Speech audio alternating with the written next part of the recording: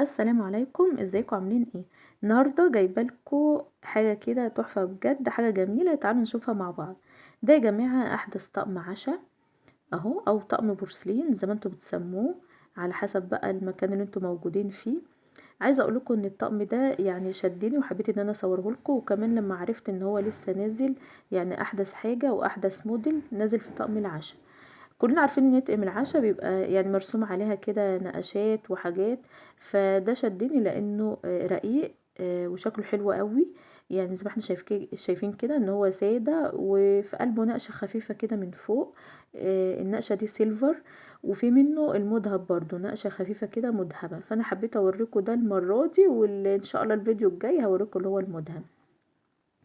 كانت معانا الفناجين، ودلوقتي هنشوف الاطباق. شايفين الاطباق اهي. الاطباق الصغنونه منقوشه نقشه صغيره كده. عايزه اقول لكم ان هو في الحقيقه احلى من التصوير بكتير. يعني الكاميرا بصراحه ظلمه الطقم جامد، لانه في الحقيقه احلى واجمل من كده. شايفين الجمال؟ احلى حاجه فيه عجباني ان هو شكله حلو، شكله رقيق. يعني دي اكتر حاجه شداني فيه، ان هو معلوش ورد، معلوش زخرفه كتير. كل حتى نقشته اللي فوق، اللي شكلها سيلفر دي، يعني نقشة رقيقة كده منه فيه زي ما بيقولوا، وشكلها حلو قوي. فاكتبوا لي في الكومنتات ايه رأيكم في الطقم ده، واللي عايز يعرف سعره برضو يكتب لي في الكومنت. بصوا بقى، انا عايزه اقول لاي عروسه بتجهز، لو جبتي طقم العشاء ما تجيبيش طقم الفطار. وعلى فكره طقم العشاء بيكون اكبر من طقم الفطار.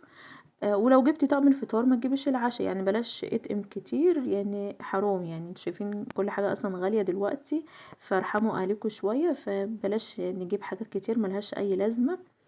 وكل واحد يكتب لي في بلده او في المكان اللي هو فيه بيجيبوا ايه في للنيش، او بيجيبوا كام طقم عشاء وفطار وصيني وبايركس والحاجات دي. يكتب لي في الكومنتات الحاجات اللي هما بيجيبوها، عشان نعرف في كل بلد هيكون موجود فيها ايه.